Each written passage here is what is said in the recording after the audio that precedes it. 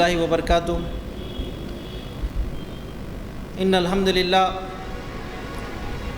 نحمده ونستعینه ونؤمن به ونتوکل علیہ ونعوذ باللہ من شرور انفسنا ومن سیئات اعمالنا من یهده اللہ فلا مضل له ومن یضلل فلا هادی له ونشهد ان لا الہ الا اللہ وحدہ لا شریک له ونشهد أن محمدًا عبده ورسوله أرسله للعالمين بشيرا ونذيرا أما بعد فقد قال تبارك وتعالى فأعوذ بالله السميع العليم من الشيطان الرجيم قل اللهم مالك الملك تؤتي الملك ممن تشاء وتنزع الملك ممن تشاء وتعز من تشاء وتذل من تشاء بيدك الخير وَإِنَّ اللَّهَ عَلَىٰ كُلِّ شَيْءٍ قَدِيرٌ۔ سامعین، یہ مبارک رات لیلۃ القدر اللہ تعالیٰ کا ایک بڑا انعام جو اس نے ہمیں عنایت کیا۔ اس ماہ کی یہ تیسری رات، اس سے پہلے 2 رات میں مجھ سے بہتر 2 مقررین مخاطب کیے۔ آج مجھے جو عنوان آپ کے سامنے دیا گیا ہے، عنوان کافی وسیع ہے، مگر چونکہ یہ تاخرات انفرادی عبادات کے لیے بھی متعین ہے، میں بہت مختصر وقت آپ کا لوں گا، ساری رات نہیں لوں گا انشاءاللہ تعالی۔ قرآن مجید میں اللہ تعالیٰ نے گزشتہ اقوام کے بارے میں بہت ساری باتیں بیان کی اور مستقبل کے تعلق سے کچھ اشارے قرآن مجید میں ہمیں ملتے ہیں۔ اللہ کے نبی کی احادیث میں ہمیں مستقبل کے تعلق سے بشارتیں ملتی ہے، سابقہ اقوام اور ان کے ادوار میں ہونے والے واقعات کے اوپر آپ صلی اللہ علیہ وسلم نے روشنی ڈالی۔ جب ہم انہیں دیکھتے ہیں تو معلوم ہوتا ہے کہ اس دنیا میں جہاں انسان معاشرتی زندگی گزارتا ہے تو اس کی زندگی میں اتار اور چڑھاؤ آتے ہیں۔ کہیں ایک طبقے کو اللہ تعالیٰ دنیا میں سرخرو کرتا ہے، عروج سے نوازتا ہے، اور کہیں کسی کو رسوا کر دیتا ہے، وہ زوال پذیر ہو جاتے ہیں۔ چنانچہ اگر ہم قرآن مجید میں دیکھنا چاہیں کہ وہ کیا اسباب ہے، وہ کیا ریزنز ہے جس کی وجہ سے کوئی قوم ترقی پاتی ہے، اور وہ کیا اسباب ہے جن کی وجہ سے کسی قوم کو اللہ تعالیٰ زوال پذیر کر دیتا ہے، وہ خسارے میں ہوتی ہے۔ اگر ہم ڈھونڈیں اور قرآن میں پڑھیں تو ایسی مختلف آیات ہمیں ملتی ہے۔ اسی طریقے سے اگر آپ نے عنوان کو غور سے سنا تو عنوان میں کہا گیا ہے مسلمانوں کے عروج و زوال، کا نہیں کہا گیا کہ کہا گیا، یعنی امت مسلمہ کی تاریخ میں 1 سے زائد مرتبہ عروج آیا اور 1 سے زائد مرتبہ زوال بھی آیا۔ پھر سے عروج آ سکتا ہے، زوال بھی آ سکتا ہے۔ گویا یہ جو موضوع ہے یہ دراصل اس حدیث کی طرف اشارہ کرتا ہے جس میں اللہ کے نبی صلی اللہ علیہ وسلم نے خلافت علی منہج النبوہ کے تعلق سے بیان کیا، جس میں امت مسلمہ پر آنے والے تاریخ کے مختلف ادوار کا تذکرہ ہمیں ملتا ہے۔ اس حدیث کو اگر آپ پڑھنا چاہیں تو مشکات المصابیح میں بھی آپ کو یہ حدیث مل جائے گی، مسند امام احمد بن حنبل میں بھی آپ کو یہ حدیث ملے گی۔ احمد بن حنبل رحمۃ اللہ علیہ نے مسند میں اس حدیث کو کوٹ کیا، اس کا نمبر ہے 18406۔ بعض ایڈیشنز میں نمبر بدل بھی سکتا ہے، میں یہ جو نمبر کہہ رہا ہوں یہ شعیب ارنوت کی ریسرچ سے ہے۔ حدیث کیا ہے؟ حدیث یہ ہے کہ سلیمان بن داؤد طیالسی رحمۃ اللہ علیہ روایت کرتے ہیں داؤد بن ابراہیم واسطی سے کہ حبیب بن سالم نے یہ روایت بیان کی۔ نعمان بن بشیر رضی اللہ عنہ صحابی ہے، وہ کہتے ہیں کہ ایک مرتبہ ہم اللہ کے نبی کے ساتھ صلی اللہ علیہ وسلم مسجد میں تشریف فرما تھے۔ کہتے ہیں کنّا قعوداً فی المسجد مع رسول اللہ، ہم مسجد نبی میں اللہ کے نبی کے ساتھ بیٹھے تھے اور آپ صلی اللہ علیہ وسلم ہمارے درمیان میں موجود تھے۔ اسی درمیان میں ایک شخص کا وہاں سے جو ہے تذکرہ ہوا، پھر اس کے بعد میں وہ گزرا، اور آگے روایت میں آتا ہے کہ اللہ کے نبی کریم صلی اللہ علیہ وسلم نے اس مجلس میں فرمایا کہ اس وقت تمہارا کیا حال ہوگا جب تم دنیا میں دیکھو گے کہ مختلف ادوار تم پر آئیں گے۔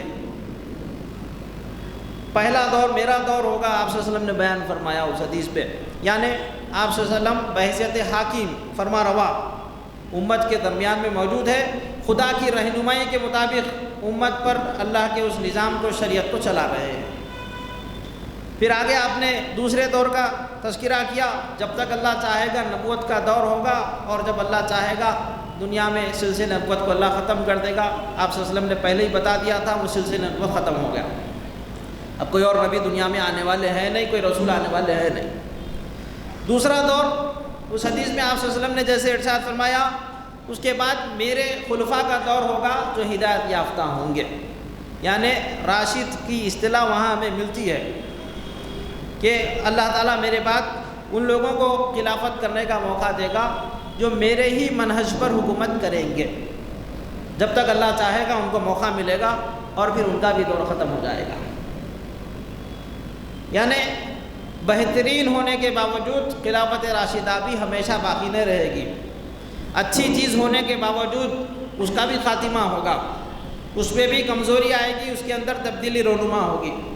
پھر تیسرے دور کا اللہ کے نبی نے تذکرہ کیا کہ پھر لوگوں کے اوپر کاٹ کھانے والی ملوکیت آ جائے گی، ایسے مونارک آئیں گے، ایسے آٹوکریٹ آئیں گے جو کسی انسان کے حق کے تعلق سے ماننے تیار نہیں ہوں گے، حقوق کا تصور ان کے پاس نہیں ہوگا، بس ایک شاہی خاندان ہے، اس کا راج ہے۔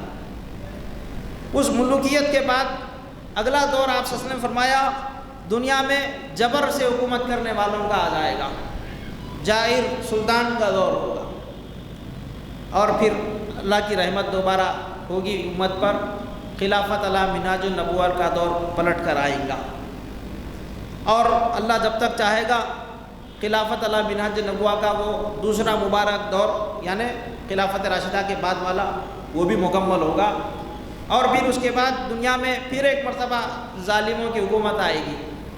اللہ جب تک چاہے گا وہ ظالموں کو موقع دے گا، اور پھر ان کی بھی حکومت ختم ہوگی، دوبارہ دنیا میں عدل و انصاف کی حکومت قائم ہوگی، یہاں تک کہ عیسیٰ علیہ السلام آئیں گے، اور پھر اس دنیا کے خاتمے کا وہاں پر تذکرہ آتا ہے۔ اس حدیث پہ علماء نے کلام کیا ہے، بعض علماء کہتے ہیں اس کے اندر اضطراب ہے، لہذا ڈاؤٹ فل ہے، مگر ایک بہت بڑی تعداد علماء کی مانتی ہے کہ یہ حدیث درست ہے، اس میں جو مضمون ہے، جو پیغام ہے، وہ پیغام قرآن کی اور احادیث کی دیگر تعلیمات سے میل کھاتا ہے۔ یعنی آخری رسول کے پیروکار ہونے کی حیثیت میں امت محمدیہ پر مختلف ادوار آئیں گے، کچھ دور ایسے ہوں گے جس میں ان کی ترقی ہوگی، خوشحالی ہوگی، جسے ہم عروج کہہ سکتے ہیں، اور کچھ ادوار ایسے ہوں گے جس میں زوال ہوگا۔ ایک پہلو یہ بنا۔ دوسرا پہلو یہ ہے کہ اگر ہم دیکھیں مسلمانوں کی جو تاریخ ہے حکومت کی، اس تاریخ میں ڈائناسٹی رول نظر آتا ہے، ایک ڈائناسٹی، اس کے بعد دوسری ڈائناسٹی، اس کے بعد تیسری ڈائناسٹی، یعنی پہلے ایک خاندان نے حکومت کی، پھر کچھ چالیں چلی گئی، کچھ سازشیں ہوئی، دوسرا خاندان آ گیا، پھر اس کے بعد تیسرا خاندان آ گیا، ایک کے بعد دیگرے الگ الگ ڈائناسٹیز نے مسلمانوں کی رول کی۔ ہر ڈائناسٹی کی تاریخ کو اگر آپ دیکھیں گے تو ایک اسکیل بنتی ہے ہسٹری کی، چونکہ اب ہم یونیورسٹی میں پڑھاتے ہیں اور مدرسے میں بھی پڑھاتے ہیں، وہ بار بار نام آ رہا تھا جامعہ ریاض الصالحات، اس مدرسے میں تاریخ اسلام میں ہی پڑھاتا ہوں، عورت بچیوں کا مدرسہ ہے وہ۔ تاریخ کو پڑھنے کا ایک پیرامیٹر ہے، ایک اسکیل ہے۔ دنیا کی جتنی آپ تاریخ پڑھیں گے، جہاں بھی ڈائناسٹی رول ہو، وہ مسلمانوں کا ہو یا رومنس کا ہو یا ان سے پہلے گریکس کا ہو، ان کی تاریخ کو اگر پڑھیں گے تو ایک اسکیل ہے پڑھانے کے لیے، ایسا ہم کو سکھایا گیا، ٹرین کیا گیا، ایسے پڑھاؤ، یہ اپروچ سائنٹیفک اپروچ ہوگا۔ کیسے؟ سب سے پہلے کسی بھی ڈائناسٹی کا اوریجن، شروع کیسا ہوئی حکومت، اوریجن کیا ہے اس کا، پھر اس کے بعد نیکسٹ اس کا اسٹیبلشمنٹ کیسا ہوا، پھر اس کے آگے ایکسپینشن کیسا ہوا، یہاں تک کہ اس کا گولڈن ایرا کیا ہے، عروج، بام عروج جسے ہم کہتے ہیں، سنہرا دور، گولڈن ایرا۔ پھر اس کے بعد گولڈن ایرا کے فوری بعد ڈکلائن آتا ہے، ٹرمینیشن، یہ اسکیل ہے۔ اس اسکیل پر دنیا کی کسی بھی قوم کی تاریخ کو آپ پڑھیں گے تو آپ کو کامن فیکٹرز نظر آئیں گے، ریزنز آپ کو مل جائیں گے۔ اوریجن کیا ہے، اسٹیبلشمنٹ کیسا ہوا، ایکسپینشن کیسا ہوا، گولڈن ایرا تک کیسا پہنچے، ڈکلائن کیسے شروع ہوا، ٹرمینیشن کیسا ہو گیا۔ کسی کی بھی تاریخ پڑھیے اس اسکیل پر آپ کو باتیں سمجھ میں آئیں گی۔ مسلمانوں کی جن خاندانوں نے دنیا میں حکومت کی، چلیے ان کے تاریخ پر تھوڑی سی نظر ڈالتے ہیں تو کچھ چیزیں سامنے آتی۔ بنو امیہ پہلا خاندان تھا جو خلافت راشدہ کے بعد حکومت کرتا ہے۔ بنو امیہ کی حکومت میں گولڈن ایرا کس کے پیریڈ کو کہا جاتا ہے؟ عبد الملک بن مروان کے پیریڈ کو کہا جاتا ہے۔ بنو امیہ کی حکومت میں عبد الملک بن مروان کا دور سنہرا دور کہلاتا ہے۔ پھر اس خاندان کے خلاف عباسیوں نے کوشش کی، تختہ الٹ دیا، عباسیوں کی حکومت قائم ہو گئی، بہت لمبی چلی، تقریباً 600 سال۔ عباسیوں کے دور میں مختلف حکمران گزرے، ان کی حکومت میں گولڈن ایرا کس کا تھا، سنہرا دور کس کا تھا؟ تو اس میں ایک بڑی تعداد عرب مورخین کی کہتی ہے کہ ہارون رشید کا زمانہ سنہرا ایرا تھا، گولڈن ایرا تھا عباسیوں کے دور میں۔ اور ہندوستان کے مورخین کہتے ہیں کہ ہارون کا نہیں، اس کے بعد مامون کا جو دور تھا وہ گولڈن تھا۔ شبلی نعمانی کا ماننا ہے مامون کا دور گولڈن ایرا تھا عباسیوں میں۔ ابن خلدون کا ماننا ہے کہ ہارون رشید کا دور گولڈن ایرا تھا۔ اب آپ کے ذہن میں ایک سوال پیدا ہو رہا ہوگا، وہ اوریجن نہیں بتا رہی، اسٹیبلشمنٹ نہیں بتا رہی، گولڈن ایرا کیوں بول رہی بار بار، سنہرے دور کی بات کیوں کر رہی؟ جیسے کہ عروج بتانا ہے نا، عروج اور زوال پہ بات کرنا ہے، وہ کیسا قائم ہوئی کیسا ختم ہوئی، وہ آئیں گی باتیں چلے جائیں گی۔ تو عروج کا دور گولڈن ایرا ہے تو ہارون رشید کا دور ہے، یا اس سے پہلے عبد الملک بن مروان کا دور، یا ان کے بعد حکومت جو ہے سلجوق کی ہو گئی تو ان کے زمانے میں ناصر ایک حکمران گزرا، اس کو سنہرا دور کہتے ہیں لوگ۔ مملوک حکمران بن گئے یعنی غلام، یہ بھی اسلام کی ہی دین ہے۔ دنیا میں کبھی کوئی غلام بادشاہ نہیں بنا تھا، اسلام نے انسانوں کو حقوق دیے، یہاں تک کہ غلام نے آزادی حاصل کی، غلام ترقی کر کر سپہ سالار ہوئے، وزیر ہوئے، بادشاہ ہو گئے، سلاطین ہو گئے۔ بیبر نام کا جو ہے ایک خاندان تھا، بیبر کے خاندان سے اگر آپ دیکھیں گے گولڈن ایج جو ہے ان کی ملے گی آپ کو مملوک کے طور پہ۔ پھر اس کے بعد ہم دیکھتے ہیں کہ عثمانی ترکوں کا دور ہے، تو عثمانی ترکوں میں سلیمان العادل کا دور سنہرا دور کہلاتا ہے۔ اب اگر یہ نام آپ کو یاد رہ گئے تو بعد میں بہت سی چیزیں آپ دیکھتے ہیں، انٹرنیٹ پہ تلاش کرتے ہیں تو ان کے بارے میں ذرا ڈھونڈ کر دیکھیے کہ ان کے دور کو گولڈن پیریڈ کیوں کہا جا رہا، ایسا کیا ہوتا تھا، ترقی کا کیا لیول تھا، لوگوں کی خوشحالی کا کیا طریقہ تھا، مال و دولت کا اسٹیٹس کیا تھا، ساری چیزیں آپ کو نظر آئیں گی۔ البتہ میں تقریر کے درمیان میں روک کر ایک اہم دینی مسئلہ پہلے بیان کرنا اپنا فرض سمجھتا ہوں۔ میں نے دیکھا ابھی فرض نماز تکبیر تحریمہ کے ساتھ ختم تراویح تک میں یہی تھا جماعت میں موجود، صف بندی ہماری نماز کی صحیح نہیں ہو رہی۔ مسلمانوں میں اگر آپ کو دوبارہ ڈومینیشن لانا ہے، عروج لانا ہے، تو اس کے لیے پہلی کنڈیشن ہے اتحاد۔ اگر مسلمانوں میں اتحاد ہوگا، عروج کا پہلا قدم، ترقی کی طرف پہلا قدم اتحاد ہے۔ اس کا سب سے بڑا پروف نماز کی صف بندی۔ ایک صف میں امیر غریب، چھوٹا بڑا، گورا کالا، ہندوستانی بین الاقوامی، سب تہذیب کے جو ہے نشان مٹ گئے، اللہ کے سامنے غلام کی حیثیت میں کھڑے ہیں۔ تو یہ ہماری صف اتحاد کا مظہر۔ تو ہماری صف کیسی ہے؟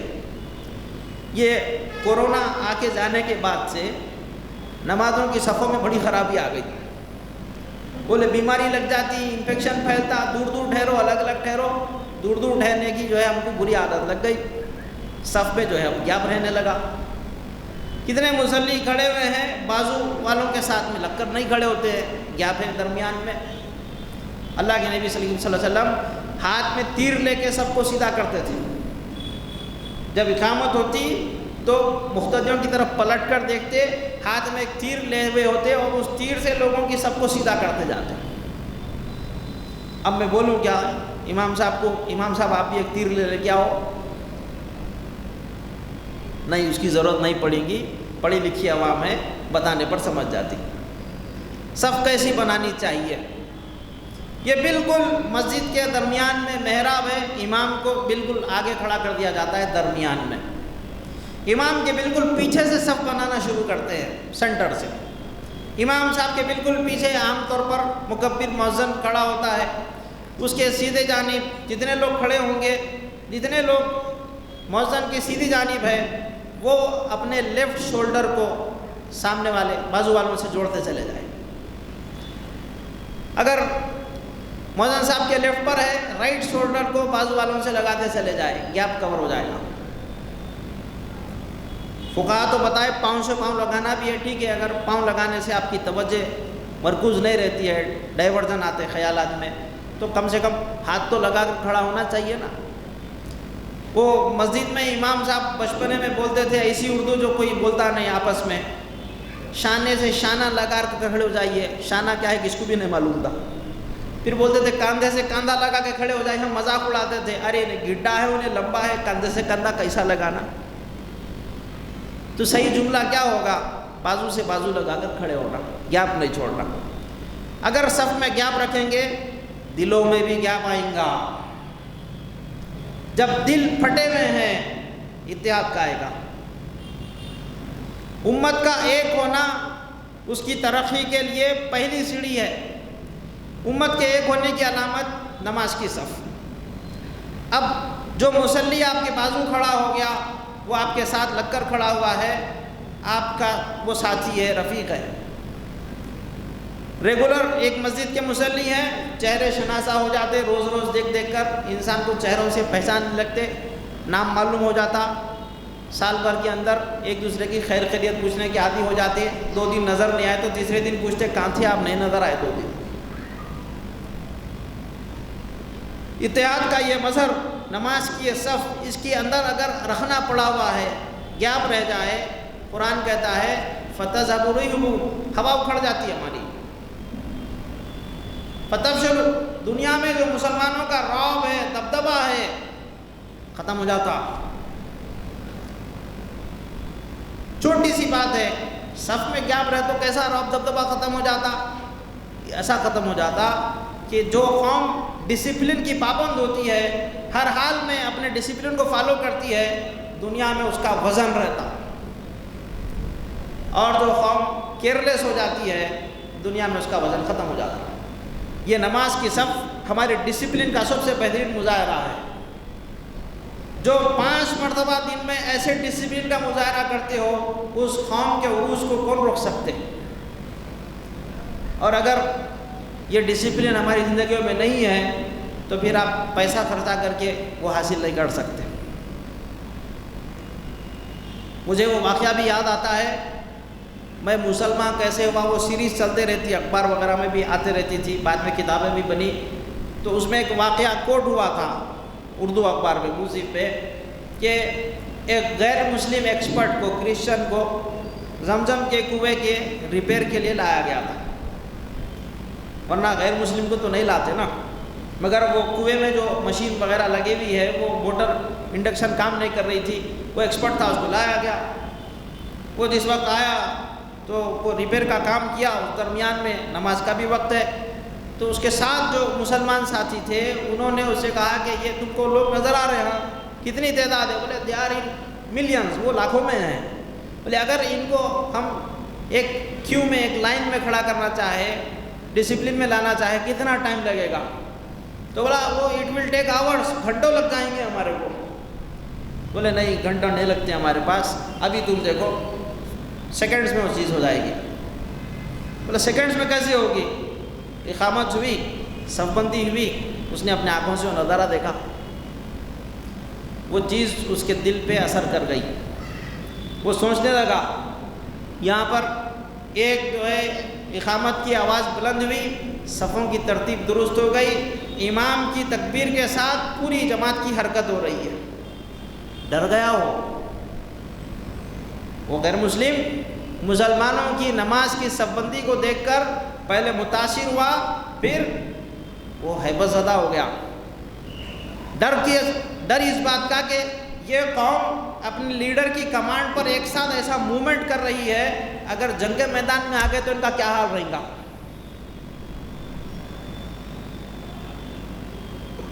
بعد میں اس نے ریسرچ کی، وہ مسلمان ہو گیا، وہ بایوگرافیز وغیرہ کی سیریز میں وہ بات آ گئی۔ میں اپنی تقریر پہ واپس آتا ہوں، نماز کی صف بندی کا ہمیشہ خیال کریے۔ یہ تراویحوں کے درمیان میں جیسے ہی وقفہ آیا، اس کے بعد پھر صف کو سدا کرنا ضروری ہے۔ نہیں بھائی میں یہاں کھڑے ہوا تھا، میں یہیں رہ جاتا ہوں، یہ غلط طریقہ ہے، صف کو درست کرنا ہے۔ جگہ سامنے کی صف کی خالی ہے، آپ رکعت باندھ کے پیچھے کھڑے ہوئے تھے، سامنے کی صف میں جگہ خالی ہوئی، رکعت باندھے ہوئے ہی آپ 2 قدم آگے بڑھ کے اگلی صف میں شامل ہو سکتے ہیں، نماز نہیں ٹوٹتی۔ آپ رکعت باندھ لیے تھے، اچانک بازو والے کو کوئی مسئلہ ہے، وہ رکعت توڑ کر کسی ضرورت کی وجہ سے چلا گیا، تو آپ اگر اس کی جگہ پر آنا چاہتے ہیں، 1 قدم بڑھا کر وہ جگہ پہ آ سکتے ہیں، یعنی سینٹر کی جانب ہٹ سکتے ہیں، نماز نہیں ٹوٹتی۔ کہ چھوٹے چھوٹے مسائل لوگوں کو معلوم رہنا، نہیں معلوم رہتے نا، ویسے انتظار کرتے امام سلام پھیرنے تک۔ اچھا اب ہم رکعت مان لیے، بازو والے کے ہمارے درمیان میں گیپ ہے، ایسی ٹھہری ہوئی ہے، نہیں، آپ چاہے تو ہاتھ سے اس کو قریب کر سکتے، آپ کی نماز خراب نہیں ہوتی، اللہ نے بھی سکھایا یہ سب چیزیں، اور اس میں کسی مسلک کا کوئی اختلاف نہیں ہے، وہ لڑائی نہیں ہے۔ تو ان چیزوں کا بھی خیال کریے۔ قرآن میں اگر ہم دیکھیں لوگوں کے ترقی کے تعلق سے، عروج کے تعلق سے، کامیابی کے تعلق سے، تو بہت ساری باتیں ہم کو ملتی۔ عروج انسان کا کیا ہوگا، انسان کی ترقی کا الٹیمیٹ لیول کیا ہوگا کہ وہ کامیاب ہو جائے۔ کامیابی کے لیے قرآن مجید میں کیا باتیں ہم کو ملتی ہے؟ قرآن مجید میں ایک لفظ استعمال ہوتا ہے فائزون، اسی سے اردو میں بھی الفاظ بنے ہیں، فائز المرام ہونا، اونچے مقام کو پہنچنا، کامیاب ہونے کے معنوں میں۔ قرآن کی مختلف آیات میں فائزون کہاں کہاں ملتا ہے، ہمارے لیے اس میں میسیج ہے، کیسے ہم عروج کی جانب بڑھ سکتے ہیں، کیا ہماری بیسک نیسیسٹیز ہے، ان آیات سے ہم کو مل جاتی ہے۔ قرآن مجید میں سورہ توبہ لے لیجئے، سورہ توبہ کی آیت 20، الذین آمنوا وہاجروا وجاہدوا فی سبیل اللہ باموالہم وانفسہم اعظم درجۃ عند اللہ واولئک ھم الفائزون۔ اللہ تعالیٰ نے فرمایا بے شک وہ جو ایمان لائے، جنہوں نے ہجرت کی، جو اللہ کی راہ میں جہاد کرتے ہیں اپنے مال سے، اپنی جان سے، ان کے لیے بڑے درجات ہیں اللہ کے پاس، اور یہی وہ لوگ ہیں جو کامیاب ہونے والے ہیں، فائز ہونے والے ہیں، عروج پہ پہنچنے والے ہیں۔ آمنو، حاجروا، جاہدوا باموالکم وانفسکم، 3 باتیں آئی۔ جو ایمان لائے، ایمان کو پختہ رکھے، ایمان کو کامل رکھنے کی کوشش کرتے رہے، پوری زندگی ایمان کے ساتھ گزار کر ایمان پہ ہی ان کا خاتمہ ہوگا۔ حاجروا، ہجرت کرنا، ٹیمپروری ہجرت تو بہت سے لوگ کر رہے ہیں آج کل، شاید ملک کے حالات اور بگڑ جائے تو پرماننٹ ہجرت بھی کریں گے۔ کمانے کے واسطے جو لوگ عربستان کو چلے جاتے، امریکہ، کینیڈا، یورپ میں جا کے رہتے ہیں، وہاں سے کما کر انڈیا کو ریمیٹنس بھیجتے ہیں، یہ آدھے مہاجر ہیں، اس لیے کہ ان کی بیوی بچے خاندان تو یہاں ہے نا، جائیداد پراپرٹیاں یہاں پہ بنا رہے، وہ آدھے مہاجر ہیں۔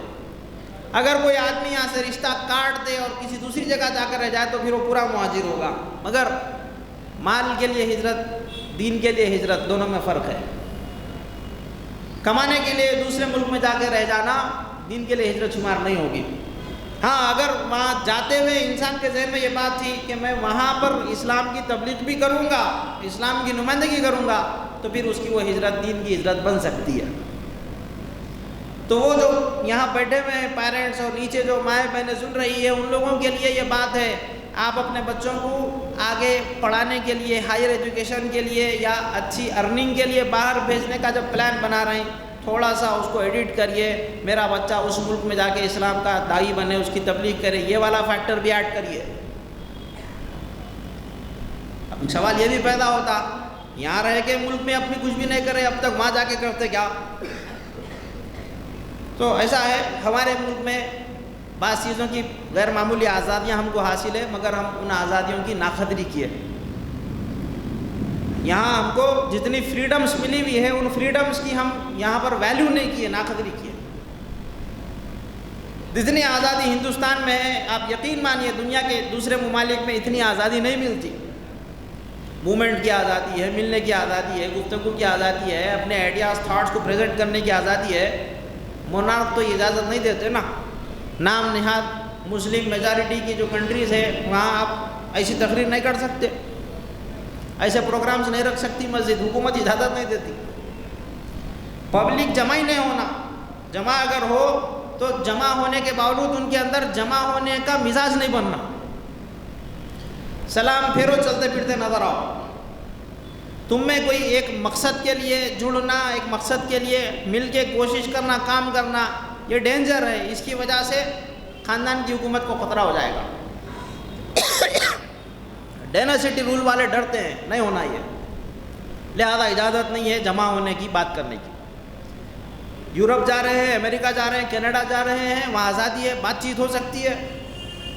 بات کر رہے ہیں کہ ہمارے بچے پہلے تو سال 1.5 سال تو وہاں پہ جو ہے منمناتے رہتے، شرماتے رہتے، کئی بولتے انگلش کمزور رہتی۔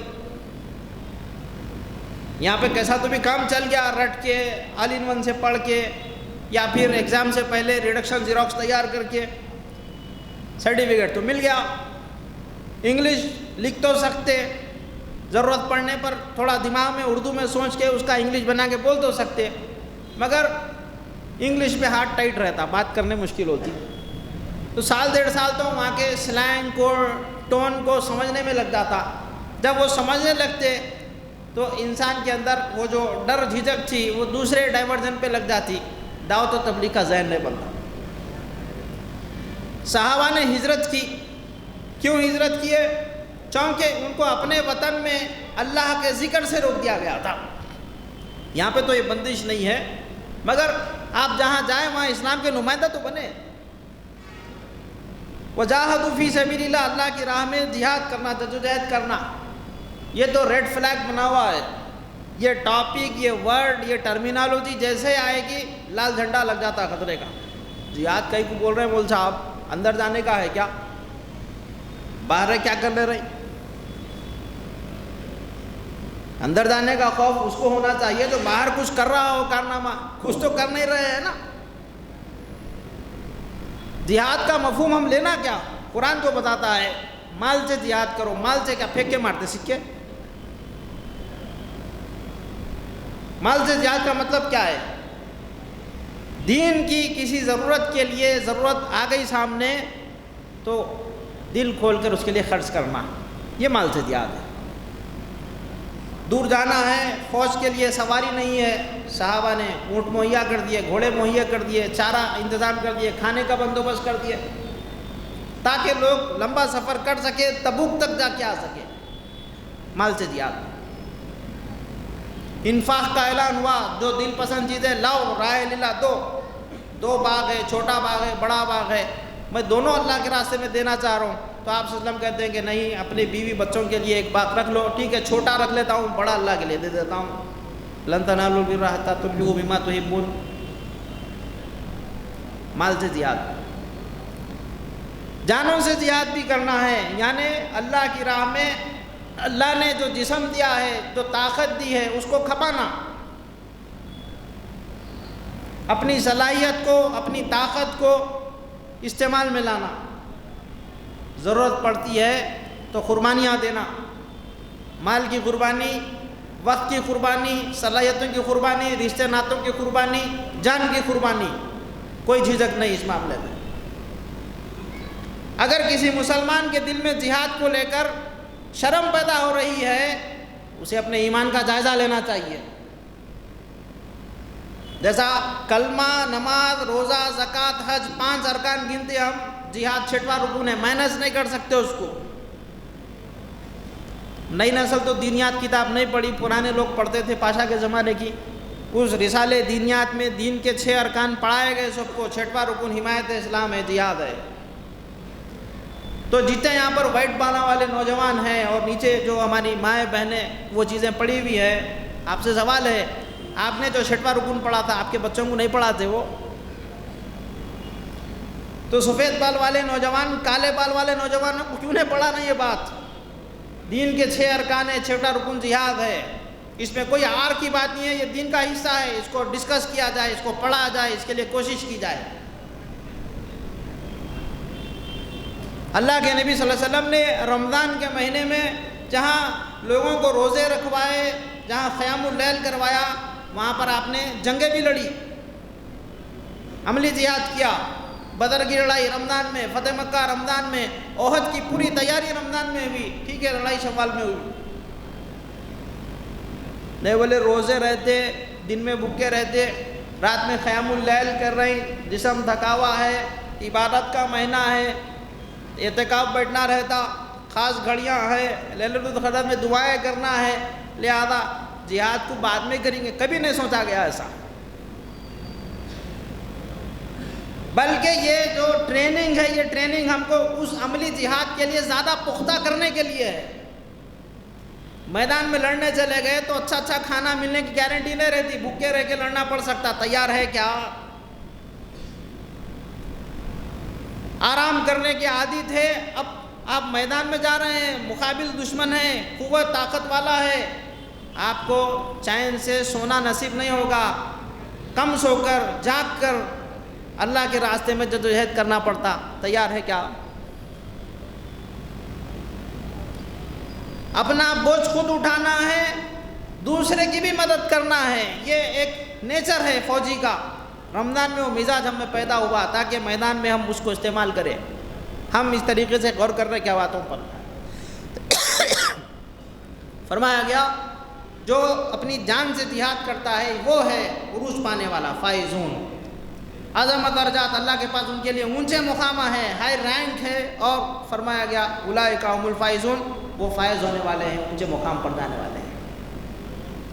سامعین، قرآن مجید میں اللہ تعالیٰ نے یہ بھی فرمایا انی جزیتہم اليوم بما صبروا انہم هم الفائزون، اس دن میں تم کو بدلہ دینے والا ہوں تمہارے دنیا کے کاموں کا، اگر تم نے جو صبر کیا میرے پاس اس کے لیے تمہارے لیے اونچا مقام ہے۔ صبر ایک خاص صفت بیان کی گئی۔ کیا معنی لینا ہم اس کے؟ صبر کرو، عام مفہوم اس کا لیا جا رہا برداشت کرو، ٹھیک ہے، ایک مفہوم بنتا صبر کا برداشت کرنا، لیکن قرآن مجید میں برداشت کرنے کے معنوں میں صبر صرف 2 ہی جگہ آیا، باقی تمام مقامات پر جہاں بھی صبر کا تذکرہ ہے برداشت کے معنوں میں تو نہیں ہے۔ جیسے سورہ آل عمران میں اگر ہم پڑھیں گے وہاں فرمایا جاتا ہے وَالصَّابِرِينَ فِي الْبَأْسَاءِ وَالضَّرَّاءِ وَحِينَ الْبَأْسِ، یہ سورہ بقرہ میں آیت بر میں بھی ہے، یا الَّذِينَ آمَنُوا اصْبِرُوا وَصَابِرُوا وَرَابِطُوا، یہ سورہ آل عمران میں ہے۔ یہ کیا صبر ہے؟ کس صبر کا تذکرہ ہو رہا؟ حین الباس کا کیا ترجمہ ہوگا؟ سامنے والا طاقتور ہے، دھپا لگایا، ہم کمزور ہیں، جان دو کا بدلہ نہیں لے سکتے، برداشت کر لو، نہیں، یہ نہیں، اس صبر کی بات نہیں ہو رہی۔ بدلہ لینے کا پورا ارادہ ہے مگر سامنے والوں کو معاف کرتے رہیں، یہ والے صبر کی بات نہیں ہو رہی۔ قرآن مجید میں صبر ڈٹ جانے کے معنوں میں آتا، صبر و معنی ثبات، اسٹینڈ لینا کسی بات پر اور اس اسٹینڈ پہ ڈٹ جانا، اسٹینڈ لینے کے نتیجے میں جتنی سختیاں ہوں گی اسے جھیلنا، لیکن اسٹینڈ سے پیچھے نہیں ہٹنا، یہ صبر ہے۔ دشمن کے مقابلے میں جنگ کے میدان میں صبر دکھاؤ، قرآن کہہ رہا ہے، کیا مطلب؟ انہیں مار رہا تو زخمی ہو جانا، اس کا مطلب یہ ہے کہ اپنے پاؤں جما کے رکھو، پوزیشن مت چھوڑو، بیر کرو اس کو یہاں تک کہ نتیجہ تمہارے حق میں آ جائے۔ روزے کا اجر اللہ دینے والا ہے، ڈائریکٹ صبر کا اجر بھی اللہ تعالیٰ ہی دینے والا ہے۔ دونوں چیزوں کے بارے میں یہ بات ہمیں ملتی ہے۔ الصوم لی وانا اجزی بہ، روزہ میرے لیے، میں دیتا ہوں اس کا اجر، ویسے ہی صبر کے بارے میں اللہ تعالیٰ فرمائے صبر کا بھی اجر میں دوں گا، انہیں عروج دوں گا، فائز کروں گا اونچے مقام پر، دنیا میں بھی آخرت میں بھی۔ ایوب علیہ السلام نے صبر کیا، دنیا میں بھی کامیاب، آخرت میں بھی کامیاب۔ یعقوب علیہ السلام نے صبر کیا، دنیا میں بھی کامیاب، آخرت میں بھی کامیاب۔ اللہ نے ان کی صبر کو صبر جمیلہ کہا، دونوں کی صبر کو صبر جمیلہ کہا۔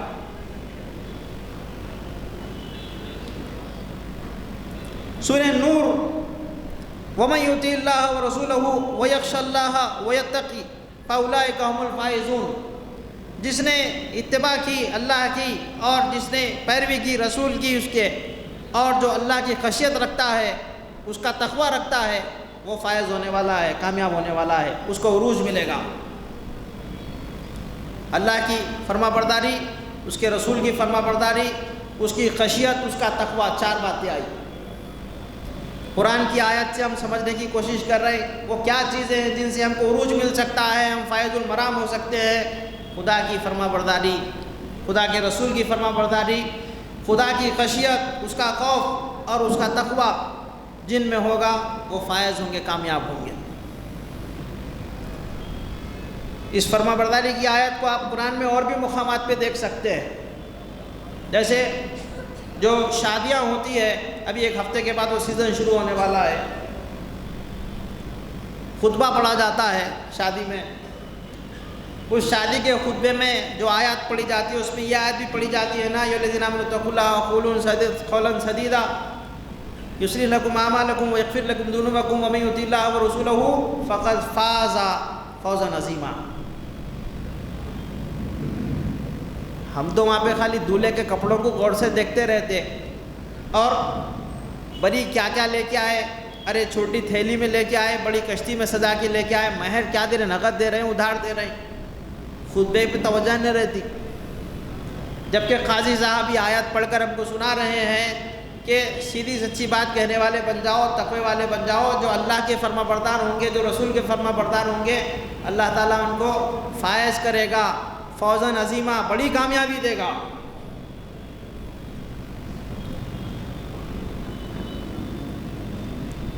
سورہ حشر کی آیات ہم کتنا پڑھتے رہتے ہیں، ہم کو یاد ہے، بڑا مزہ لیتے ہیں ہم اس کا۔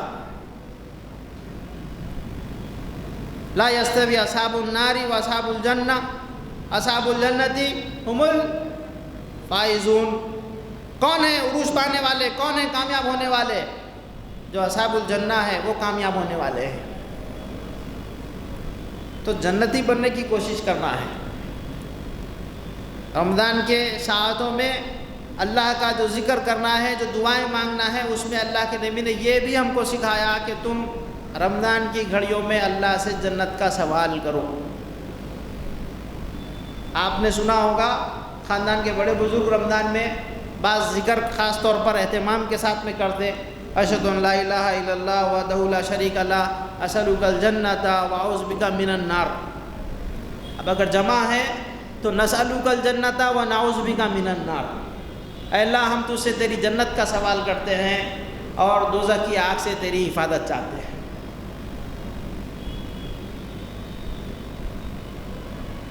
اسی طریقے سے اگر ہم دیکھیں قرآن مجید میں کامیابی کے تصور کو ایک دوسری اصطلاح کے ساتھ بھی ہم سمجھ سکتے ہیں، وہ ہے غالبون، غالب ہونے والے، جیتنے والے۔ کن کو عروج ملے گا؟ جو غالب ہوں گے ان کو عروج ملے گا۔ کون کامیاب ہوں گے؟ جو غالب ہوں گے وہ کامیاب ہوں گے۔ کون غالب ہونے والے ہیں؟ کن کو غلبہ ملے گا؟ کون نامیننٹ ہوں گے؟ کون سکسیسفل ہوں گے؟ قرآن مجید کہتا ہے فَإِنَّ حِزْبَ اللَّهِ هُمُ الْغَالِبُونَ، اللہ کی جو حزب ہے، اللہ کی جو پارٹی ہے، اللہ کی جو جماعت ہے، اللہ کی جو فوج ہے، وہ غالب ہونے والی ہے۔ دوسری جگہ پہ آیا وَإِنَّ جُنْدَنَا لَهُمُ الْغَالِبُونَ، اللہ کی جو جند ہے وہ غالب ہونے والی ہے۔ سورہ صافات میں کون ہے اللہ کی پارٹی، اللہ کی حزب، اس کے بارے میں ہم کو کیا معلوم ہے؟ سورہ مائدہ میں اللہ تعالیٰ نے اس کا جواب دے دیا، حزب اللہ کون ہے، اللہ کی پارٹی کے ممبر کون ہوتے ہیں، اس کا جواب سورہ مائدہ میں ہم کو ملتا ہے وَمَن يَتَوَلَّ اللَّهَ وَرَسُولَهُ وَالَّذِينَ آمَنُوا فَإِنَّ حِزْبَ اللَّهِ هُمُ الْغَالِبُونَ۔ جنہوں نے اللہ کو اپنا دوست بنایا، رسول کو اپنا دوست بنایا، ایمان والوں کو اپنا دوست بنایا، یہ ہے اللہ کی پارٹی، یہ غالب ہونے والے ہیں۔ ہماری دوستیاں اللہ سے، اللہ کے رسول سے، اہل ایمان سے ہے تو پھر ہم کامیاب ہونے والے ہیں۔ اور اگر ہمارے دل میں کسی بات کو لے کر دوستی ویسی نہیں ہے تو پھر وہ غلبہ ہمارے لیے نہیں ہے۔ اب ایک سوال پیدا ہو سکتا، اللہ سے تو سب دوستی کرنا چاہیں گے نا مولانا، دشمنی کون کرے گا بھلا؟ آپ عجیب بات کر رہے ہیں. بے شک کوئی بھی انسان جو عقل مند ہوگا وہ اللہ سے دشمنی کرنا نہیں چاہے گا، مگر آج ہم میں ایسی کوتاہیاں آ گئی ہے کہ ہم اللہ سے دشمنی کر رہے ہیں. مثال دوں بات سمجھانے کے لیے، قرآن مجید میں اللہ نے سود کو حرام قرار دیا. سود کے تعلق سے سورہ بقرہ میں اللہ تعالیٰ نے فرمایا سود جو دنیا میں دیتے لیتے ہیں، سودی نظام کے سسٹم کے ساتھ جڑے ہوئے ہیں، اللہ کا رسول کا ان کے خلاف اعلان جنگ ہے.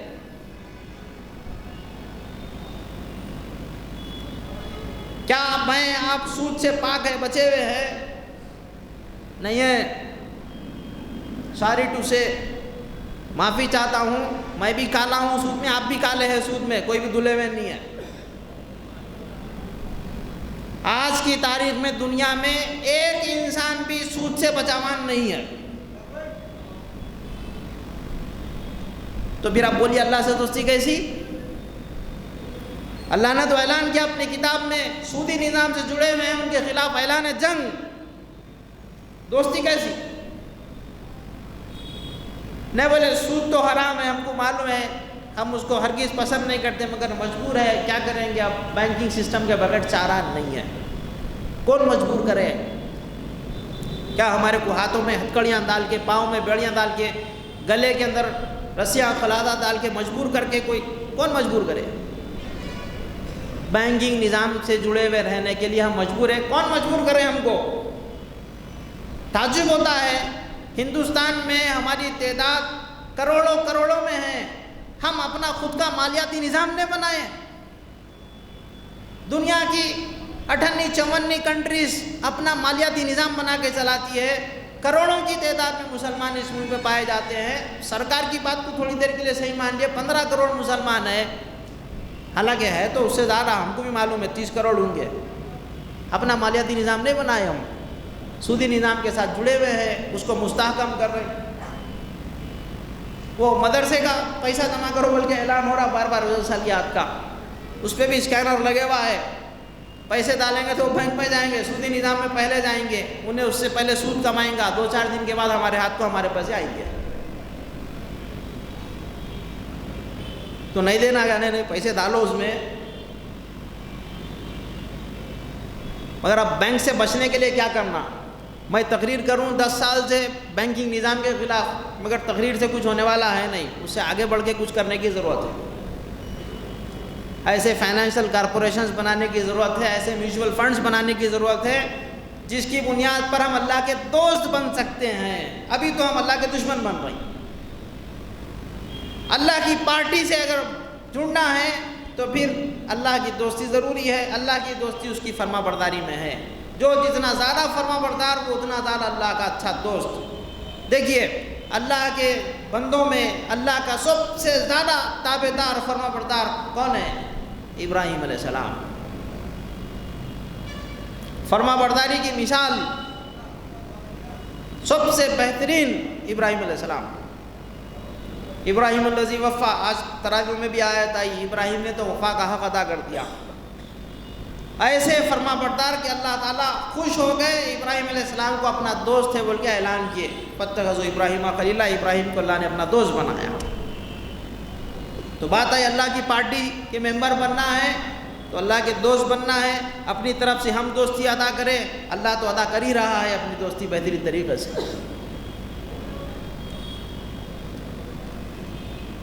پھر رسول سے دوستی کی بھی بات آئی ہے، یہ بھی بڑا اچنبھا ہے.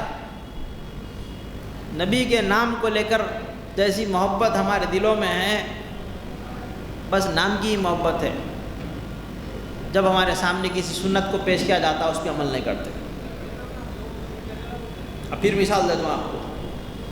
اللہ کے نبی کریم صلی اللہ علیہ وسلم نے تاکید کی.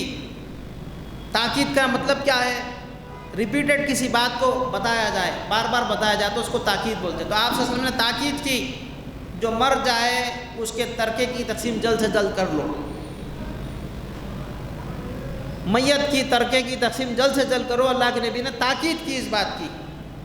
ہمارے گھروں کا، ہمارے شہر کا، ہمارا ماحول کیسا ہے؟ مر کے 20-20 سال ہو گئے، ترکے کی تقسیم نہیں ہوئی. بڑے بھائی صاحب قبضہ کر کے بیٹھے ہوئے، باقی بھائیوں کو نہیں دے رہے۔ بھائیاں تو خیر لڑکے حصہ لے لیتے، بہنوں کا تو ایسا حصہ صاف کر دیے، بولے تمہاری شادی کر دیے، شادی میں خرچہ ہوا تھا، لہذا تمہاری جائیداد کا ترکے کا جو حصہ بن رہا تھا وہ اس میں ختم ہو گیا۔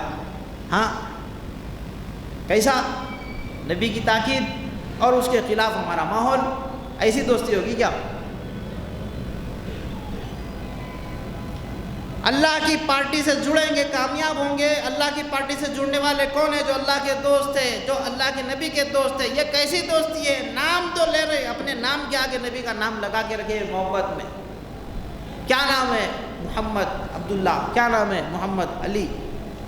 ایسی محبت، ادھر حکم ہے شریعت کا، اس پہ عمل۔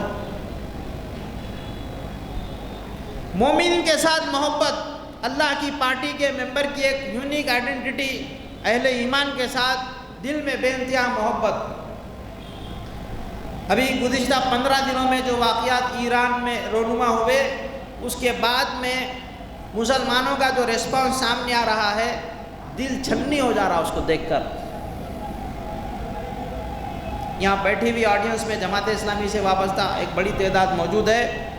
آپ لوگوں کو یہ بات میں خاص طور پر اور عام پبلک کو عام طور پر یہ بتا رہا ہوں، ارے انہوں تو شیعہ لوگ ہیں نا، کیا ہو گیا اگر خامنہ میں شہید ہو گئے تو ایسا کہیں ان کو ہیرو بنا لیں بھائی، میں نے ان کے عقیدے غلط رہتے، نہیں بولنا ان کو شہید، ہاں جنازہ پڑھتے غیبانہ۔ یہ گفتگو صرف گفتگو تک نہیں رہی، یہ سوال بن گئی، مفتی کے سامنے استفتاء بن کر آ گئی، مفتی صاحب فتویٰ دو، جواب دو۔ کیا جواب دینا اس کا؟ لے بولے وہ تو صحابہ کی گستاخیاں کرتے، بی بی عائشہ کے تعلق سے ایسا ایسا برا لکھے، ابو بکر عمر عثمان کے تعلق سے ایسا ایسا بتائے، کیسا ان کو آپ شہید بولتے، کیسا ان کی جنازہ پڑھنے کی بات کرتے۔ تعجب ہوتا بات چیزوں کو دیکھ کر۔ کس کے سپورٹ میں بات ہو رہی ہے؟ وہ عرب ممالک جنہوں نے اپنی زمین، اپنا پانی، اپنی ہوا امریکہ اسرائیل کو استعمال کرنے کے لیے دے دیے کہ آپ استعمال کرو ہماری اسپیس کو اور ایران پہ حملہ کرو۔ کیا ہے ہمارے دماغوں میں؟ کئی کے واسطے شہید ہوئے بڑے میاں، کیا اپنی قوم کے واسطے، ایران کے واسطے شہید ہوئے؟ نہیں، سنیوں کے واسطے شہید ہوئے، فلسطین کے واسطے سٹینڈ لیے شہید ہوئے۔ ہم سنی ہیں نا، اہل سنت والجماعت اپنے آپ کو بولتے ہیں ہم سنیوں کے واسطے آیت اللہ علی خامنہئی نے سٹینڈ لیا، اس کی وجہ سے امریکہ اسرائیل نے ان کو شہید کیا۔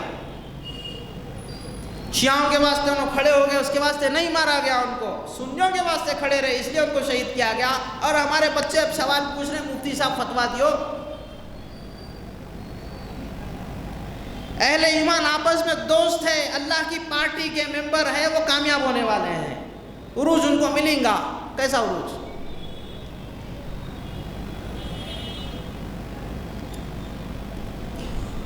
ایک اخبار نے، فارسی اخبار نے بی بی عائشہ کے تعلق سے غلط آرٹیکل چھاپا، تو علی خامنہئی نے اس کے خلاف فتویٰ دیا کہ اہل سنت الجماعت کی نظر میں جو صحابہ قابل احترام ہیں ان کے تعلق سے ایسی کوئی غلط بات نہ لکھی جائے نہ چھاپی جائے، وہ گناہ ہے،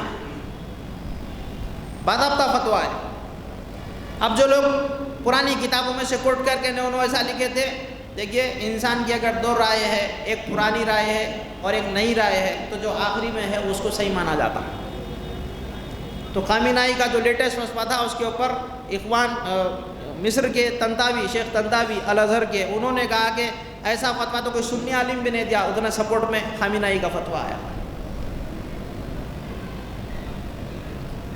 ابھی بولتے رہو برائی کرتے ہیں ہمارے لوگوں کی، کیا برائی کرتے بھائی؟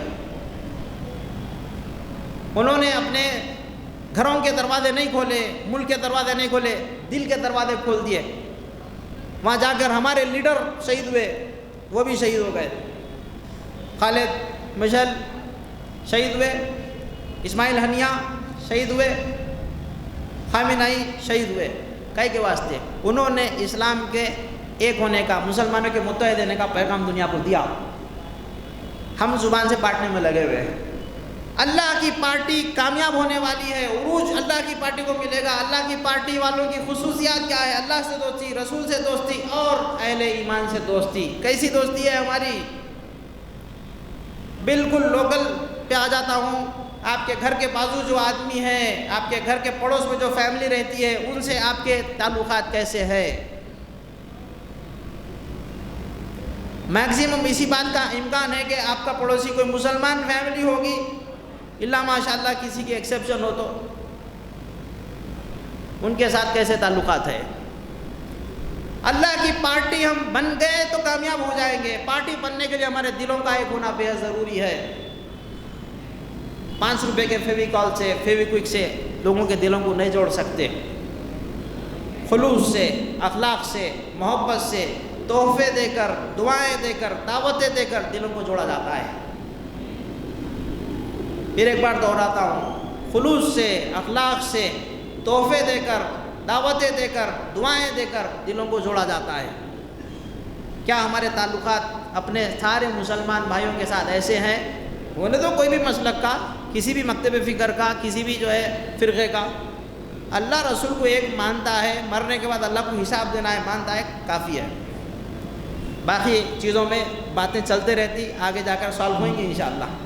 توحید، رسالت، آخرت کو ایک مان لیا، ہمارا بھائی ہے۔ پھر اسی طریقے سے اگر ہم دیکھیں تو قرآن مجید میں ہم کو فلاح کی اصطلاح بھی ملتی ہے۔ مفلحون کون ہے؟ جو عروج پائیں گے، غلبہ پائیں گے، فلاح پائیں گے، دنیا میں بھی کامیاب ہوں گے، آخرت میں کامیاب ہوں گے۔ اب میں اس کے اوپر بات کروں گا، زیادہ وقت ہو جائے گا۔ آپ ڈھونڈے قرآن کی آیات میں کہاں کہاں ہم المفلحون ملتا ہے، ہمارے کام کی بات ہے وہ۔ ہم المفلحون ہمارا پیغام ہے۔ وَلْتَكُن مِّنكُمْ أُمَّةٌ يَدْعُونَ إِلَى الْخَيْرِ يَأْمُرُونَ بِالْمَعْرُوفِ يَنْهَوْنَ عَنِ الْمُنكَرِ وَأُولَٰئِكَ هُمُ الْمُفْلِحُونَ۔ سورہ آل عمران۔ تم میں یعنی مسلمانوں میں ایک گروپ ضرور ضرور ہمیشہ اس کام میں لگا رہے کہ دنیا کو خیر کی طرف بلائے، نیکی کا حکم دے، برائی سے روکے، فلاح پانے والے ہیں۔ اس کی روشنی میں ایک مشہور عالم ہے ابن عبد البر، انہوں نے اس آیت کی تفسیر کرتے ہوئے لکھا، فرض کی مختلف اقسام ہیں، اس کی ایک قسم فرض کفایہ ہے۔ صلاۃ الجنازہ فرض الکفایہ اعلان ہوتا نا مساجد میں، اسی طریقے سے وہ یہ بتاتے ہیں کہ نیکی کا حکم دینا، بدی سے روکنا، یہ بھی فرض کفایہ ہے۔ یہ فرض کفایہ ثابت نہیں ہوتا جب تک کہ اس کے اوپر کوئی نہ کوئی عمل نہ کر رہا ہو۔ یعنی مثال سمجھانے کے لیے، ابھی اس مسجد میں 1000 لوگ میری گفتگو کو سن رہے ہیں، تو کم از کم ان 1000 لوگوں میں 100 تو ایسے ہو جو اس کام میں ہمیشہ لگے رہے، باقی 900 لوگ دوسرے کاموں میں لگ سکتے۔ 100 بھی یہ کام نہیں کر رہے، باقی کے 900 تو غافل ہیں، تو پھر یہ فریضہ کفایہ کہاں سے ہوا؟ یہ تو ادھورا رہ گیا نا۔ فرض کفایہ کا مطلب یہی ہے کہ کسی نے ادا کر دیا، دوسروں کی طرف سے وہ پورا ہوگا، لیکن وہ طے ہونا نا، کسی نے ادا کر دیا، رینڈم چھوڑ نہیں سکتے اس کو۔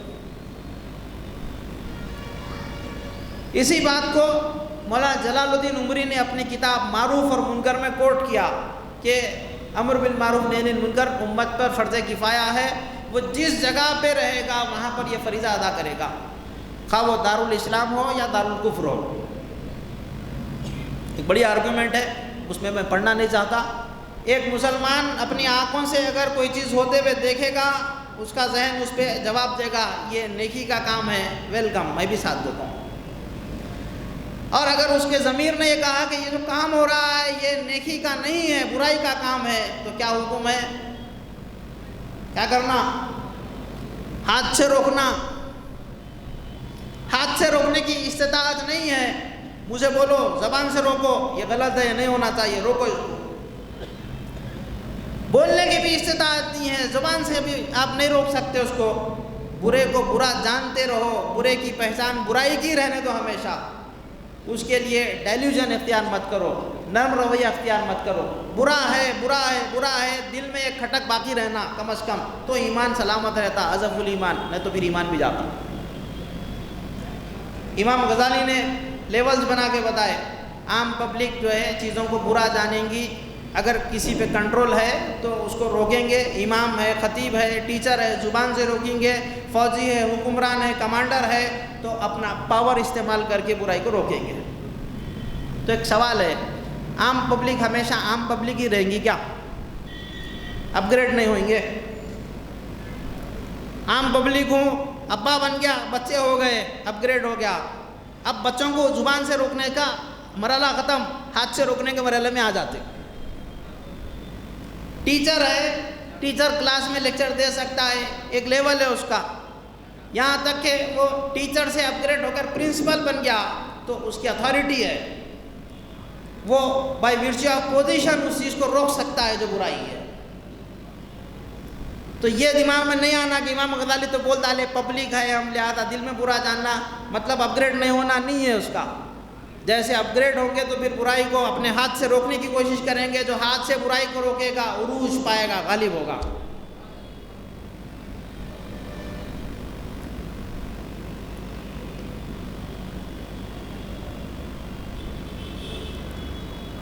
زوال کس کا ہے؟ عروج میں تو بات سمجھ میں آ گئی. فائزون ڈھونڈیے، مفلحون ڈھونڈیے، آپ کو عروج کی باتیں ملتی ہے. غالبون میں عروج کی باتیں ملتی ہے. زوال کے بارے میں ڈھونڈنا ہے. کون ہے جو ڈکلائن میں ہے؟ خاسرون. اس روٹ ورڈ کو پکڑ کر، خاسرین کو پکڑ کر اگر ہم قرآن کی آیات کو دیکھیں بہت ساری باتیں ہمارے سامنے آ جاتی. والعصر ان الانسان لفی خسر الا الذین آمنوا وعملوا الصالحات وتواصوا بالحق وتواصوا بالصبر. شاید ہر دن یہ سورہ ہماری نمازوں میں آتا ہے، سنت میں، نفل میں، کسی نہ کسی رکعت میں ہم اس کو پڑھتے ہیں. انسان نقصان میں ہے اگر وہ ایمان نہ لائے، عمل صالح نہ کرے. خسارے کی بات، جو خسارہ اٹھائے گا اس کا زوال ہے. دنیا میں بھی خسارہ ہے بعض لوگوں کے لیے، آخرت میں بھی خسارہ ہے. قرآن مجید میں ہم کو اس تعلق سے بعض باتیں ملتی ہے. الذین آتیناہم الکتاب یتلون حق تلاوتہ اولئک یؤمنون بہ ومن یکفر بہ فاولئک هم الخاسرون. جب ہم کتاب دیے اہل ایمان میں کچھ ایسے ہیں جو اس کی تلاوت کا حق ادا کرتے ہیں اور کچھ ایسے ہیں جو اس کتاب کا انکار کر دیتے ہیں. یہ لوگ ہیں جو خسارے میں رہیں گے. یہ ہے جن کے لیے زوال ہے. اللہ نے انسان کے عروج و زوال کو اپنی کتاب سے جوڑ دیا، قرآن مجید سے جوڑ دیا. جس کا تعلق قرآن سے مضبوط وہ عروج پائے گا، جس کا تعلق قرآن سے کمزور وہ زوال پذیر ہوگا. سیدنا عثمان رضی اللہ عنہ کا ڈائلاگ ہوا کرتا تھا، اکثر وہ کہا کرتے تھے ان اللہ یرفع اقوام بہذا الکتاب. قرآن مجید کو لے کے بولتے تھے جس کا اس کتاب سے تعلق ہے اللہ اس کو عرفہ اونچا کر دے گا. یذو بہ الاخرین. اور اسی کتاب کو چھوڑنے کی وجہ سے اللہ تعالیٰ کچھ لوگوں کو ضائع بھی کر دے گا، نیچ بھی کر دے گا، رسوا بھی کر دے گا. یہ مہینہ قرآن سے ہمارے تعلق کو مضبوط کرنے کا مہینہ ہے. اسی لیے میری تقریر کے ٹاپک پہ بھی کہا گیا قرآن مجید کی روشنی میں عروج و زوال. میرا آپ کا قرآن سے تعلق کیسا ہے؟ روایتی ہے، رمضان کا ہے، بعد رمضان تعلق ختم ہو جائے گا کیا قرآن سے؟ رمضان کا مہینہ تھا، قرآن کے دور پہ دور، ایک قرآن ختم، دو قرآن ختم، آخری اشرائط 3 قرآن ختم، رمضان کے بعد قرآن ختم. کیسا ہے تعلق قرآن کے ساتھ؟ وہ چھوٹی چھوٹی نیوز وغیرہ آتے رہتی سوشل میڈیا میں. ایک بڑی اچھی نیوز آئی تھی، ایک کوئی بڑے میاں ہیں وہ 106 سال کی عمر میں قرآن کا حفظ مکمل کرے. تو نیوز میں لوگ جو ہے ان کی فوٹو کے ساتھ وہ کیپشن ڈال رہے تھے 106 سال کی عمر میں انہوں نے حفظ القرآن مکمل کیا. ایسے بھی ہے امت میں جس کا رشتہ قرآن سے ایسا مضبوط ہے. ہمارا رشتہ اللہ کی کتاب کے ساتھ کیسا ہے؟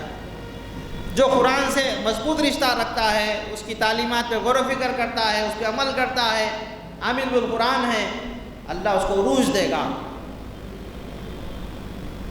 اور جو قرآن مجید سے غفلت برتتا ہے تو اللہ تعالیٰ اس کو دنیا میں رسوا کرتا ہے، اس کے لیے زوال ہے. ایک بڑی تعداد مسلمانوں کی قرآن کے ساتھ غفلت برتتی ہے۔ ایسے رویے کی اصلاح کی ضرورت ہے۔ ویسے بہت بڑی تبدیلی آ گئی ہے، اب مسلمانوں میں سے کوئی بھی عالم مفتی نہیں بولتا قرآن پڑھے تو گمراہ ہوتے ہیں، قرآن سمجھ کے پڑھنا چاہیے، سب بول رہے ہیں، ہر مکتب فکر ہر جماعت کا عالم بول رہا ہے قرآن سمجھ کے پڑھنا چاہیے۔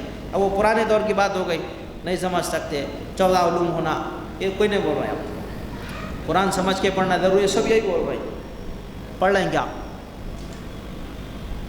میں ایک ٹرسٹ کا ممبر ہوں جس کے تحت دینی کتابوں کی جو ہے ترسیل ہوتی، تو 1 سال کا ٹرن اوور 1.5 کروڑ کا ہے۔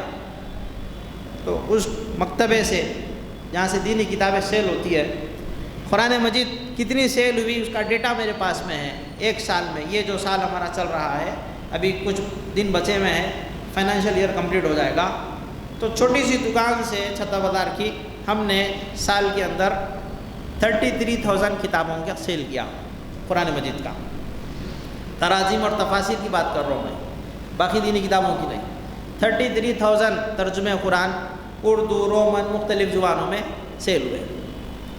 آبادی کتنی ہے شہر کی، اس میں مسلمانوں کا پرسنٹیج کتنا ہے، قرآن پڑھنے والے اس میں کتنے ہیں؟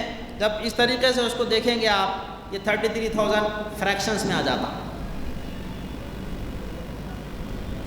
44% مسلمان ہیں حیدرآباد میں گورنمنٹ ڈیٹا کے حساب سے، اس لیے ایم پی صاحب ہماری مرضی کے آتے۔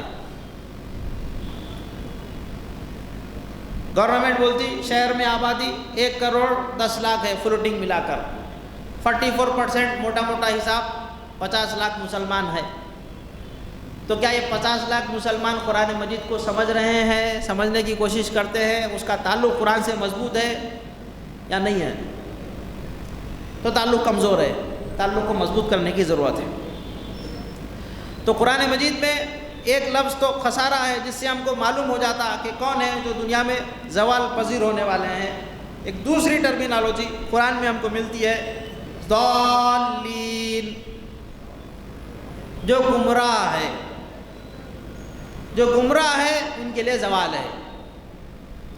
ہم پڑھیں گے مختلف آیات میں قرآن کی، ہم کو یہ لفظ ملتا ہے، سورہ فاتحہ میں ہر نماز میں پڑھ رہے،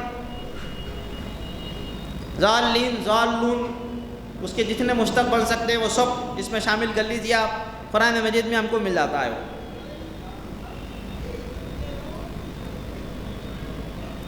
ان الذين كفروا بعد ایمانهم ثم ازدادوا كفرا لن تقبل توبتهم واولئك هم الضالون، سورہ آل عمران۔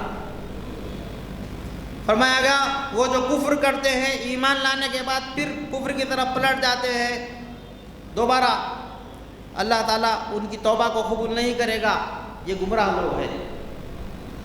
ایمان لائے، اس کو چھوڑ کے پھر کفر کی طرف واپس چلے گئے، پھر احساس ہوا اب توبہ کر رہے ہیں، نئے غلطی ہو گئی، اب میں دوبارہ مومن بن کے زندگی گزاروں گا، اللہ ایسے لوگوں کی توبہ قبول نہیں کرے گا۔ کھیل تماشا بنا لیے، آج مانتا ہوں، کل نہیں مانتا ہوں، پرسوں مانتا ہوں، پھر ترسوں نہیں مانتا ہوں۔ ماننا ہے ایک مرتبہ خوب سوچ کے سمجھ کے تحقیق کر کے دل کو مطمئن کر کے ماننا ہے، پھر مرتے دم تک مانتے ہی رہنا ہے۔ ڈولتی ہوئی کشتی کے جیسا ایمان نہیں ہو سکتا ہمارا۔ اسی طریقے سے اگر ہم دیکھیں، فرمایا گیا وَمَن يَقْنُطْ مِن رَحْمَتِ رَبِّهِ إِلَّا الضَّالُّونَ، اللہ کی رحمت سے مایوس نہیں ہوتے مگر ضالون، جو گمراہ لوگ ہیں۔ ابھی ایک نیا ایشو ہے، نوجوانوں میں بڑا مسئلہ پیدا ہو گیا، مینجمنٹ کے جو مختلف ایکسپرٹ ہوتے ہیں، سائیکالوجیکل ایکسپرٹس، وہ جو ہے ان کی سروسز اس معاملے میں دیتے ہیں۔ کیا ایشو ہے؟ نوجوانوں میں ایک بڑا ایشو سائیکالوجیکل آ گیا ہے، ڈپریشن ہو گیا، ڈپریشن ہو گیا، کاؤنسلنگ کے واسطے ڈاکٹر صاحب پاس جا رہی۔ قرآن کیا کہہ رہا ہے؟ وَمَن يَقْنُطْ مِن رَحْمَتِ رَبِّهِ إِلَّا الضَّالُونَ، نہیں مایوس ہوتے اللہ کی رحمت سے مگر گمراہ۔ کیا ڈپریشن؟ اللہ رازق نہیں ہے؟ اللہ رازق ہے۔ جب ہمارے پاس ریسورسز نہیں تھے، اللہ نے زندگی گزارنے کے لیے سب مہیا کیا، آئندہ بھی کرے گا، وعدہ ہے اس کا، ہاں کرے گا۔ رزق اللہ نے اپنے ہاتھ پہ رکھا ہے، بندے کے ہاتھ میں کوشش ہے،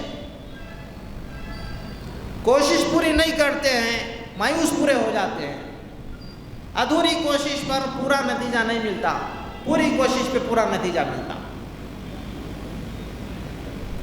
محنت سے جی چرانے والے، کام چور، 10-10 12-12 گھنٹے سونے والے، موبائل فون کے غلام ڈپریشن کا نہیں تو کس چیز کا شکار ہوں گے؟ وقت پر سونا، وقت پر جاگنا، وقت پر کھانا، وقت پہ اپنے کام پورے کر لینا، زندگی الرٹ گزارنا، ان کی زندگی میں ڈپریشن کے لیے وقت کہاں ہے؟ قرآن کہتا ہے گمراہ لوگ مایوسی کا شکار ہوتے ہیں، مومن مایوسی کا شکار نہیں ہوتے۔ سامعین، دنیا میں اللہ تعالیٰ نے ہم کو بے شمار نعمتوں سے نوازا، ان میں ایک بڑی نعمت یہ ہے کہ اللہ تعالیٰ نے مسلمانوں کو دوسروں کے بالمقابل زیادہ طاقتور رکھا۔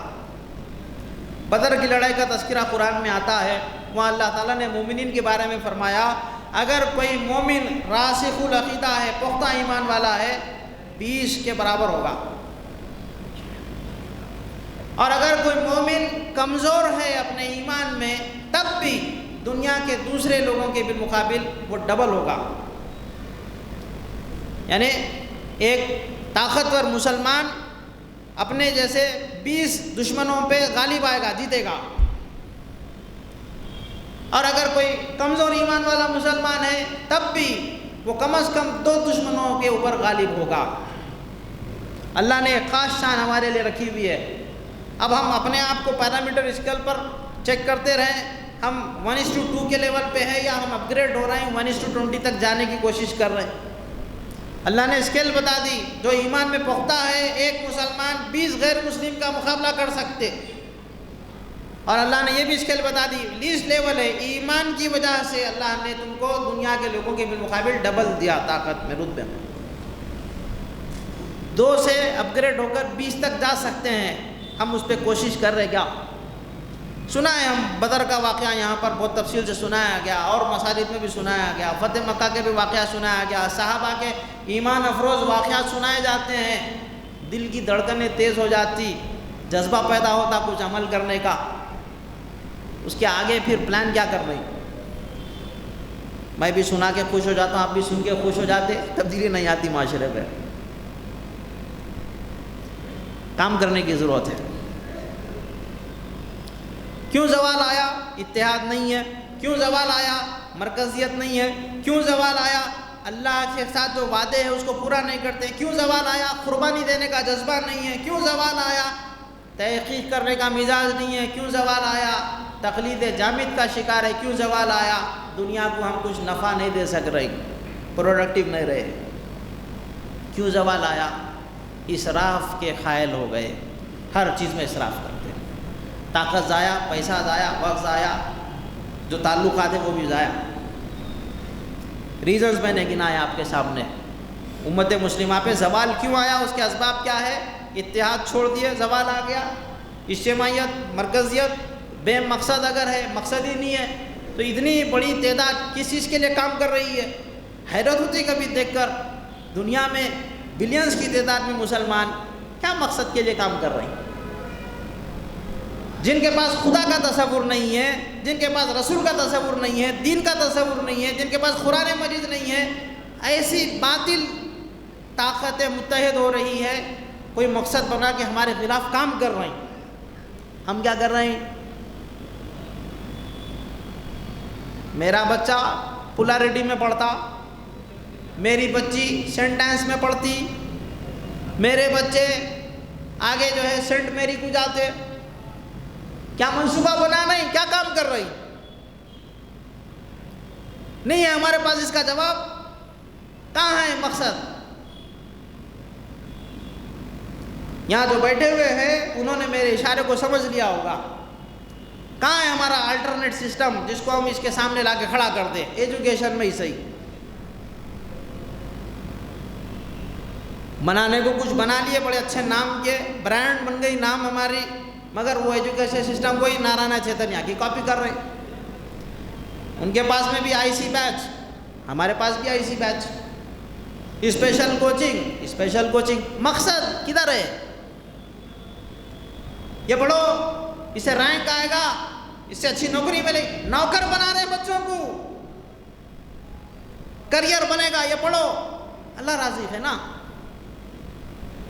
دینے والے بننا ہے دنیا میں، اونچا سوچنے کی ضرورت ہے۔ مولانا رکن الدین ندوی ابھی تلنگانہ وفاق العلماء کے صدر ہے، 21ویں تاخیرات کو تقریر میں بڑی پیاری بات وہ کہہ رہے تھے، وہ بہت اچھی لگی وہ بات، میں اس کو یاد کر کے رکھا کہ آج کی تقریر میں اس کو یوز کروں گا۔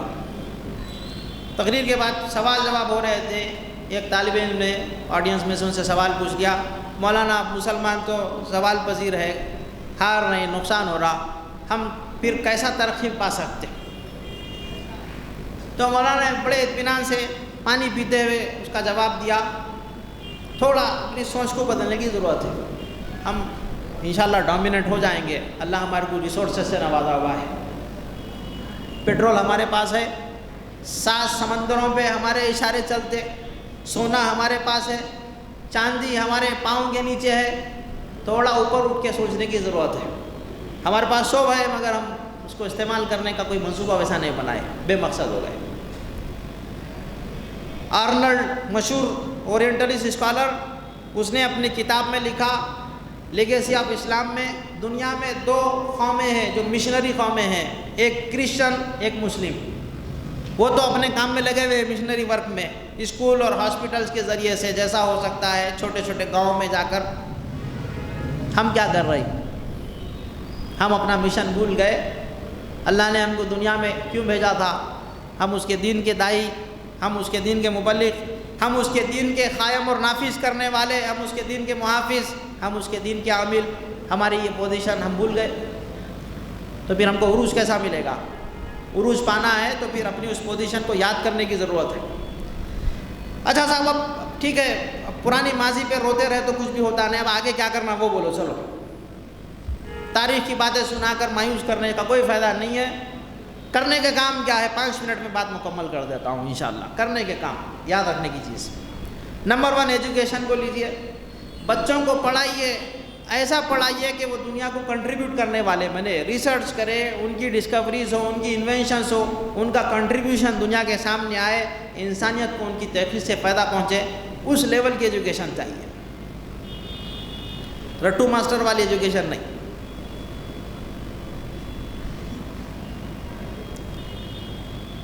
مدرسے میں ہے، ہمارے مسجد کے صدر اعجاز الدین وسیم صاحب ہمارے مدرسے کے نائب صدر بھی ہے، جامعہ رسالیات کے نائب صدر ہے۔ سالانہ جلسے میں تقریر میں وسیم صاحب نے بچیوں کو، ٹیچرز کو، آڈینس کو مخاطب کرتے ہوئے کہا، جیسا یونیورسٹیوں میں ریسرچ ہوتی ہے، مدرسوں میں بھی ریسرچ کی ضرورت ہے، چونکہ مدرسوں نے اجتہاد، ریسرچ بند کر دیا، پیچھے ہو گئے دنیا سے، مین اسٹریم میں ہم نہیں رہے۔ دوبارہ ہم اگر واپس مین اسٹریم میں آنا چاہتے ہیں تو ریسرچ اس کا راستہ ہے، جس میدان میں بھی جائے، ایجوکیشن سسٹم ریسرچ کے بغیر کامیاب نہیں ہو سکتا، پہلا نقطہ۔ دوسرا نقطہ، اجتماعیت کا تصور بہت ضروری ہے۔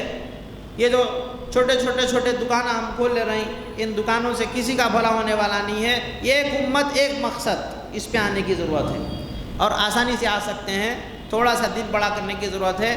دیکھیے، ہم جب مدرسے میں پڑھتے تھے، ہمارے استاد بڑا اچھا جملہ بولتے تھے، دیکھو بیٹا، اختلاف ائمہ کو اختلاف امہ نہیں بنانا، بولتے تھے اختلاف ائمہ کو اختلاف امہ نہیں بنانا، یعنی جو فقہ کے امام گزرے ان کی ریسرچ میں کچھ اختلاف پایا جاتا تھا، امت میں اس کی وجہ سے اختلاف نہیں پیدا ہوتا، یہ امت ایک امت ہے۔ تیسری بات، دعوت و تبلیغ کا کام عروج کے راستے کا ایک بنیادی پتھر ہے۔ دعوت و تبلیغ کو چھوڑ کر مسلمان کامیاب نہیں ہو سکتے۔ دیکھیے، میں اگر ایک آئیڈیالوجی کا فالوور ہوں اور باقی پوری دنیا اس کے مخالف ہے، وہ میرے کو زندہ نہیں چھوڑتی۔ اگر میری آئیڈیالوجی کو دنیا کے اور لوگ بھی ماننے لگے، پسند کرنے لگے، ہاں نہیں، اس آئیڈیالوجی میں کچھ دم ہے، کچھ بات ہے، یہ آئیڈیالوجی کامیابی دلانے والی ہے، یہ لاجیکل ہے، یہ ریشنل ہے، اس میں دنیا کی ترقی ہے، اس میں میرے ضمیر کے تمام سوال کے جواب ہے، اگر اس آئیڈیالوجی سے دنیا کنوینس ہو گئی، وہ اور میں ایک صف میں نماز میں کھڑے ہو جاتے ہیں۔ یہی مطلوب ہے نا۔ ربیع رضی اللہ عنہ عراق کے اس کمانڈر کے سامنے جو بات کہہ رہے تھے، اسلام قبول کر لو، تم اور ہم بالکل ایک برابر ہو جاتے، ایک صف میں آ کے کھڑے ہو جاتے، نہیں تو پھر آگے کے مرحلے دوسرے رہتے۔ چوتھی بات، خدمت خلق ایک بڑا جو ہے زبردست ٹول ہے۔ ہم خدمت خلق کو آج کل صرف پیٹ کی بھوک اور بیمار کے علاج تک محدود کر کے رکھ دیا۔ خدمت خلق کے ذریعے سے سماج کا اٹھان کا کام ہو سکتا ہے، انسانیت کے عروج کا کام ہو سکتا ہے۔ خدمت خلق کے تصور کو انسانیت کی نجات اور انسانیت کی معراج کے ساتھ جوڑ کر دیکھنے کی ضرورت ہے۔ تاخیرات ہے، لہذا انفرادی عبادات بھی ہم کو کرنا ہے، خوب اللہ سے دعائیں کرنی ہے، عزم کرنا ہے، آگے کا مستقبل کے لیے بھی اللہ سے ہی دعا مانگنا ہے کہ اللہ میں جو منصوبہ بنا رہا ہوں تیرے دین کی خدمت کے لیے، وہ کام کرنے کی تو مجھے توفیق دے، اس کے لیے جو درکار ہے وہ صلاحیت عطا فرما، اس کام میں جو میرے مددگار ہو سکتے ہیں ویسے مدد کرنے والے دوستوں کو مجھ سے جوڑ دے، اور میں جو کچھ کر رہا ہوں اس کام کو تو قبول فرما، اس سے راضی ہو جا۔ یہ دعائیں کرنے کی ضرورت ہے۔ عزم، ارادہ، دعا، خالی دعا نہیں، پلان کریے، پلان کے ساتھ ڈٹرمنیشن ہو، دعا ہو، یہ ہے عروج کا راستہ، ورنہ پھر عروج مشکل ہو جاتا، زوال آ جاتا۔ اللہ تعالیٰ سے دعا ہے کہ اللہ تعالیٰ اس لیلۃ القدر کی مبارک گھڑیوں میں جو کہا گیا ہے اس پہ مزید غور کرنے کی توفیق عطا فرمائے، قرآن سے ہمارے رشتے کو اللہ تعالیٰ مضبوط بنا دے، حشر کے میدان میں روزے کی، قرآن کی، رسول کی شفا سے اللہ ہم کو بہرمند فرمائے، اور جنت الفردوس میں اونچا مقام عطا فرمائے، دوزخ کی آگ سے اللہ ہم کو محفوظ فرمائے، ہماری تراویحوں کو، تلاوتوں کو، روزوں کو، صدقہ و خیرات کو اور دیگر نیکی کے کاموں کو اللہ تعالیٰ قبول فرمائے۔ رب اغفر ورحم وانت خیر الراحمین، وصلی اللہ علیہ وسلم والحمد للہ رب العالمین۔